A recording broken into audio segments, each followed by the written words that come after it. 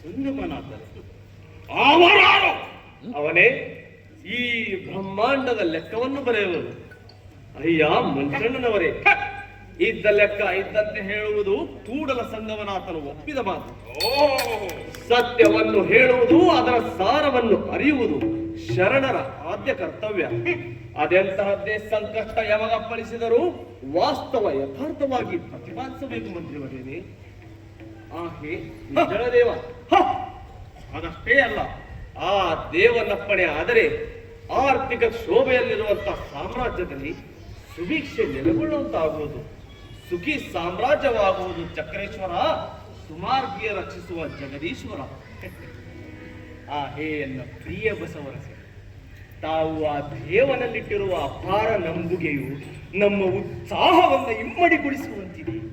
ನಿಮ್ಮ ನಿಷ್ಠೆ, ಶ್ರದ್ಧೆ, ಭಕ್ತಿ ಸಾಮ್ರಾಜ್ಯವ ಕಾಯುವುದು ಬಸವ.